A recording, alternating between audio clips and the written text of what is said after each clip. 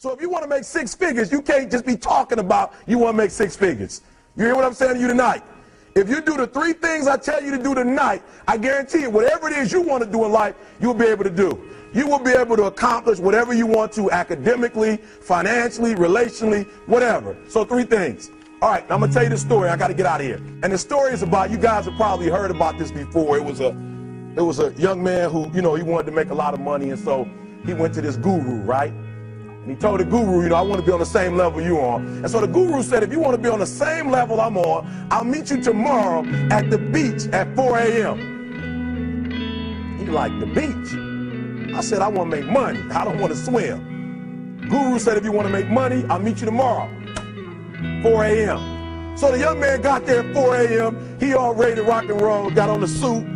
He should have wore shorts. The old man grabs his hand and said, how bad do you want to be successful? He said, real bad. He said, walk on out in the water.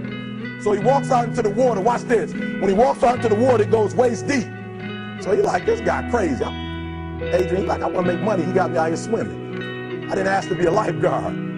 I want to make money. He got me in. So he said, come out a little further. Walked out a little further. Then he had it right around this area, the shoulder area. So this old man crazy. He's making money, but he crazy.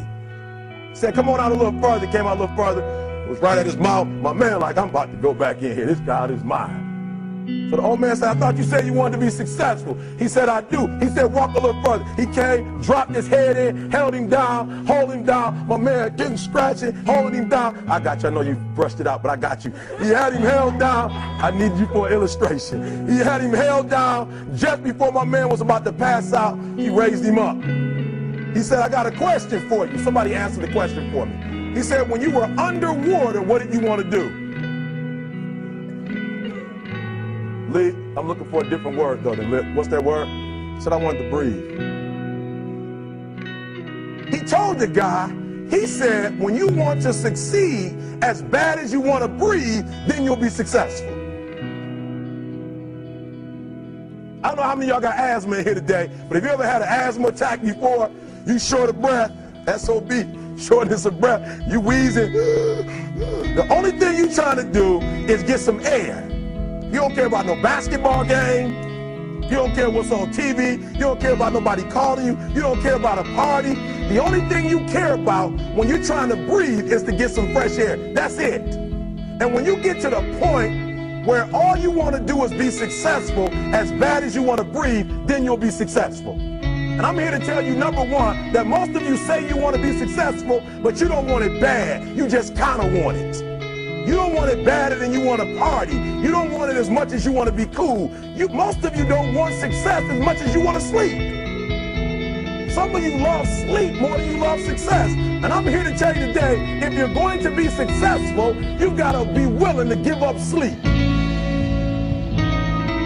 You got to be willing to work off for 3 hours of sleep, 2 hours. If you really want to be successful, some days you're going to have to stay up 3 days in a row.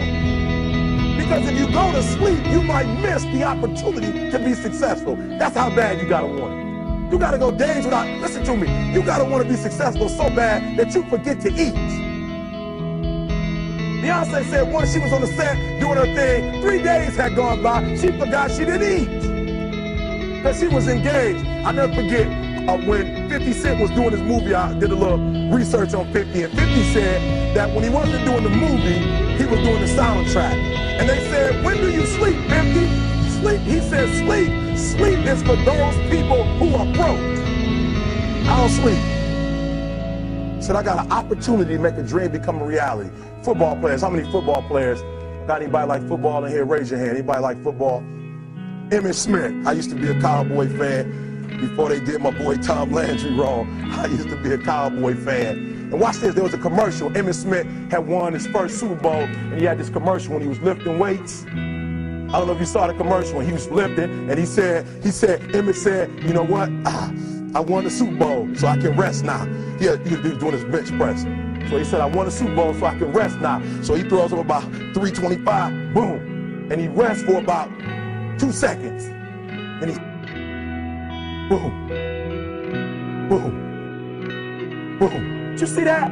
He'd already won a Super Bowl. He said, I think I'm going to take a rest. And he rests for how long? 1 second. Most of you won't be successful because when you're studying and you get tired, you quit. And I'm here to tell you today, if you got somebody came to my office the other day crying. I said, look, don't cry to give up. Cry to keep going. Don't cry to quit. You already in pain. You already hurt. Get a reward from it. Don't go to sleep until you succeed. Listen to me. I'm here to tell you today that you can come here, you can jump up, you can do flips, you can be excited when we give away money. But listen to me, you'll never be successful until I don't have to give you a dime to do what you do. You won't be successful until you say, I don't need that money, because I got it in here. So listen to me. Emmitt Smith said this at the end of the commercial. Emmitt Smith said, all men are created equal. Some work harder in preseason. I'm going to say it again because you might have missed it. All men are created equal. Some work harder in preseason. So that means that there are some people who are going to see the professor, going to see the TA. And even when the professor says, I don't meet with you, my TA meets with you, you say, I don't want to talk to your TA. I don't pay the TA. I pay you to teach me. So you're going to have to find some time to meet me. If I got to meet you at the mall, if I got to meet you at your house, you are going to see me. Listen to me. All men are created equal. Some work hard in preseason. When I went to college, guys were way smarter than me. 4.0s, 3.0s. They went to the Ivy League high schools, came to Oakwood from these great high schools. Most of them are not doing what I'm doing. Why? Because it's not about where you come from. It's about heart. You come to a place where, being smart ain't enough. You got to have heart. That's number one. Watch number two. Number two, catch number two. I wrote it down. I wanted to make sure you got it. It says, watch this. We're talking about sacrifice now. The important thing is this. You're right while I'm saying it, because I only have about 3 more minutes. Listen to me. The most important thing is this. To be able at any moment to sacrifice what you are for what you will become. That's the number 2 thing. You got to catch that one. To be able to, listen to me, at any moment.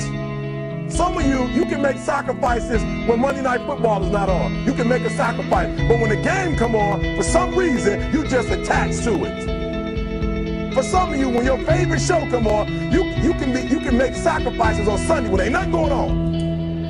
But when your favorite show comes on Monday, bam, some of you focus until the phone ring, and then you like, I gotta answer it. If I don't answer the phone, I'm gonna die. I'm saying to you today that there are some of you, if you give up your cell phone, you would be successful. But your cell phone is more important to you than your success. I'm gonna say it again. I'm gonna hurt somebody. Some of you need to give up your cell phone, because the time you spend on your cell phone could be used for your success. The time you could be using to be successful, you're using it on the cell. And the cell phone is not bringing you nothing but a bill. And somebody has told you you couldn't live without it. I'm talking about going deep now, giving up stuff. Watch what it says. To be able at any moment to sacrifice what we are for what we could be. I don't do well in math. You're right. You ain't never studied. I'm not good in writing because you have never written before. But I dare you to fail in writing for a whole year to see if you can get to the end. I dare you to fail. I dare you to take that same class over and over again. I dare you to stop dropping classes like you soft. Always want to give up. I'm dropping. Why are you dropping? I'm so grateful that the slaves didn't drop and quit. Say, I'm just going to stop. I'm a slave. I'm just going to be a slave. I'm going to quit. Listen to me. The slaves said, we will live because one day we will become. We won't always be slaves. So today, although we're slaves, we're going to act like we're free, and one day our children will be free. If the slaves would have just said, we quit, we give up, we would have died in the Middle Passage. But some slaves said, I don't care what we go through, we're going to survive this. 400 years of slavery, we're going to get through this. And you can't get through it 1825. You can't get through a writing class, and you got tutor after tutor, resource after resource. The problem is, you ain't never felt no pain before. You're soft. It's a soft generation. You quit on everything. Our people did not quit.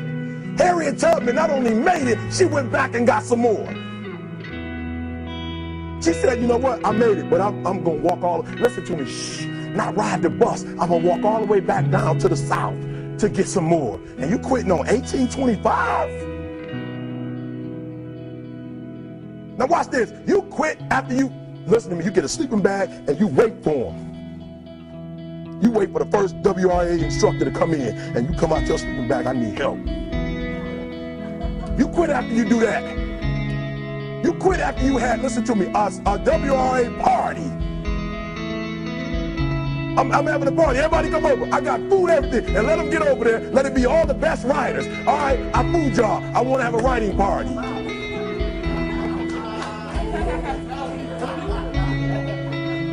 I'm serious. You quit and you ain't even tried yet. Last one. I'm sorry. Last one. Listen to me. Pain is temporary. It may last for a minute or an hour or a day or even a year. But eventually, it will subside. And something else will take its place. If I quit, however, it will last forever. Listen to me, I'm telling you as I leave. I'm telling you as I leave, I was homeless for 2.5 years. And the problem with most of you never felt no pain before. Y'all spoiled. Y'all spoiled. Some of y'all spoiled, just bottom line. Your parents have done everything for you. You never had to do nothing for yourself. You're spoiled. We're going to keep it real tonight. Some of you are spoiled brats. Every time you ever got in trouble, somebody in your house got you out of it.